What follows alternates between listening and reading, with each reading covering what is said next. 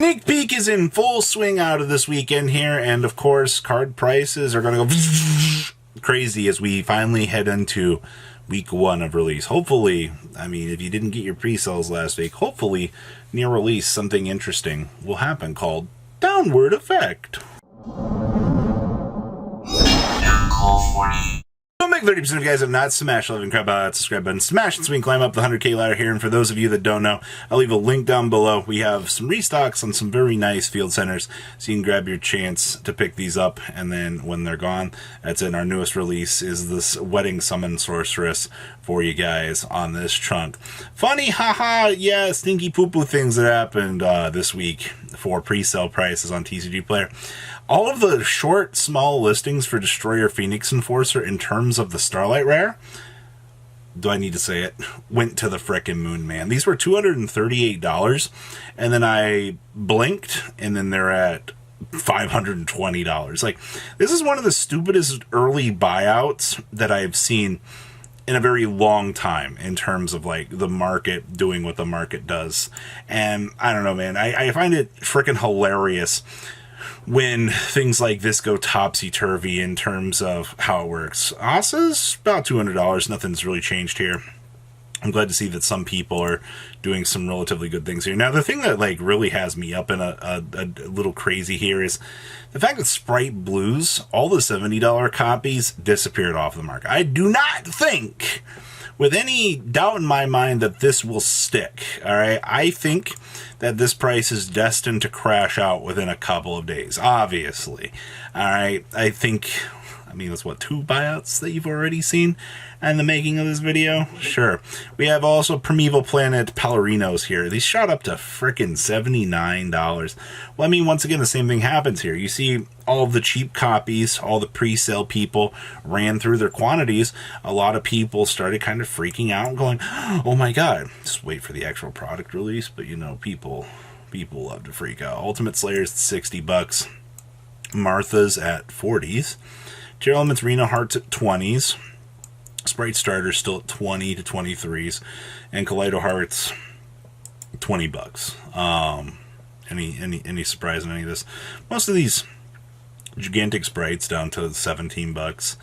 Yeah, I'm glad to see that a lot of this is holding for the most part. Instant Contacts at $10. I think this card will be $5. Goatee of the Deep Beyond or Fish of the Deep Beyond, $8. Sure. So, wow, $6.50 for the Ashura King. That's way better. The Asa, like $2.50. Yeah, your market's telling me the same thing I want to hear, ladies and gentlemen. Cheap, cheap, cheap, except for, you know, people that are looking at your Sprite and going, buy, buy, buy, buy, buy, buy. It's so crazy to me, man. Just what Yu-Gi-Oh! Players will do at the end of the day. I still can't. Oh, we got a cheaper one now. $5.20. Sure, man. Interesting stuff. Chris the Crack of Dawn. I don't know if you guys kind of keep up with, like, Darkwing Blast coming out here, but that is going to be a Blackwing themed set, which means the players are kind of looking at all of what's happening right now and going, you know, maybe this is a solid pickup. To be fair, you had both copies are coming in at $1 to $2. If you haven't picked up a playset of these, I don't think Blackwing's going to take off in any sort of capacity whatsoever, but always, you know, having, you know, one of these set to the side to kind of pick up, mess around with, or just generally test out, I think is worth it in the long run. Fire Flint Lady. Is this card now considered a penny stonk? Because, like, it doesn't have a reprint. Nothing in the future here really tells me that Warriors are going to take off, but, I mean, considering, actually, we're on an upward spiral here. That's very interesting. $1.65, $2 whole for these. Cool. $2. Yeah, I really would consider putting this card in the penny stonk column of things. I'm still not entirely sure, like, long-term implications of this, but I guess the market likes to be very intrigued by things like this. So interesting. Escuridaus. Man, this is the GX promotional card. Are these finally worth something? Did we finally do it? Nah, looks like you can still get one for $6. You know, the funny thing is, like, Absolute Zero shot up through the roof on, like, a whole nother level. But the thing was, like, $3 for these. Starfoils always had some pretty interesting value in terms of this. Yeah, $4. for this guy. Yeah, 4 whole bucks. Sure. And then you got Star Pack Commons down here, which are basically $5. Okay. The legacy left behind by this card and these other printings are a ride. Let me tell you what, man. Weathering Soldier. This thing is $3 whole still. What does it do? If this card destroyed by battle, card effects in the graveyard, blah, blah, blah, you can add a Fossil Fusion or one card that specifically lists Fossil Fusion in its text from your deck to your hand.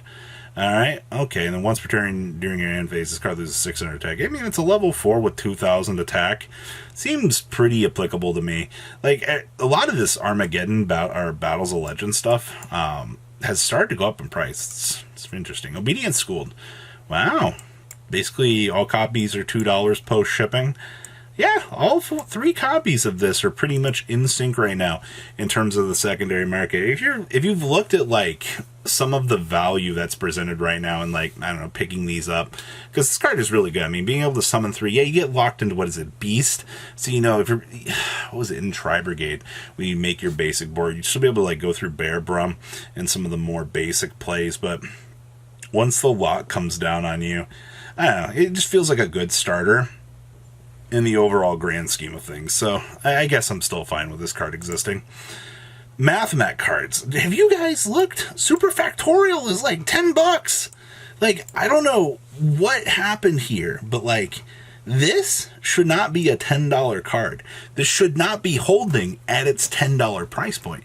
Same thing with Equation down here. Like, I understand that circulation is literally right on the horizon here, but when I saw these two go up, I was like, what? Sigma also has gone up in price, basically $5. Subtractions at 4s. Addition, you know, I'm glad they reprinted this, but everything in the Mathmat core, except for Induction and some of the lesser known cards, is starting to go up. So yes, ladies and gentlemen, you've lived long enough to look at like the former Mathmat core, you know, toss it aside and go, this is bad. All of a sudden to the market going, Mathmat cards look very, very enticing right now. It's interesting. Dark World cards, you know, everything like Dark World related for original copies of these Dark World Lightnings. These are still $60. That's actually really cheap. I expected way crazier out of that. What am I going to get here? Just everything under the sun Dark World related, I guess so. Wow, dealings are 135. Near mints are 245. You know, I shouldn't have been surprised looking that up. I don't know why I was. That one's on me. Snows from Legendary Collection, $15. These look like these stabilized. I'm glad to see that, like, in terms of like all the crazy Dark World stuff, like Snow looks like it's maintained pretty well in the grand scheme of things. So yeah, I don't see anything else. I mean, Gates had the reprint. DRO4 rares is an absolute joke. But yeah, that's not that surprising. Now, you want to talk about interesting things for 500 here. I don't know if you guys have been keeping up with the Ghosts from the Past 2, but this set has really, it's made me kind of look at some things and go, I kind of want to pick these up. You can now get a Dark Magician Girl for $220 for light play for collectors. Now, I know that there's a lot of people like, oh, I want Gem Mint. Okay, you can go spend your $500, but to me, like the average Joe, $220 looks pretty enticing. You're down to like 167 for the blue eyes. The red eyes floating about 85. The sphere modes are creeping up. We've already talked about sphere modes, like big rise to fame because of Sprite right now.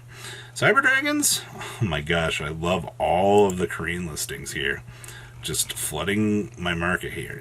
If you want $65 right now for a Cyber Dragon. Blue eyes, $45. Actually, it's kind of going up.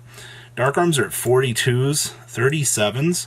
For Red Dragons, and then Eye of Timaeus is now a $25 ghost rare. As I said in my personal opinion, this might be the time that you give some serious consideration to those ghost rares, because that, you kind of just hit the point that you're like, they're really cheap. Like, it's worth it. Hulks are under $2 now. Hope Harbinger's still doing their thing. 205 listings of Galaxy Soldiers. Okay.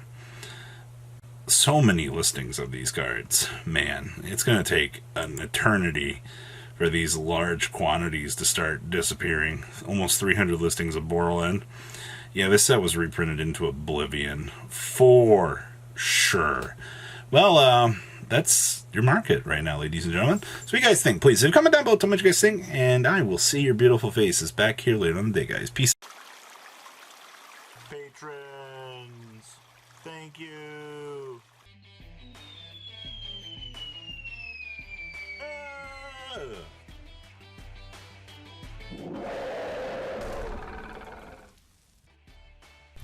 Thank you so much for watching. Check out these other videos.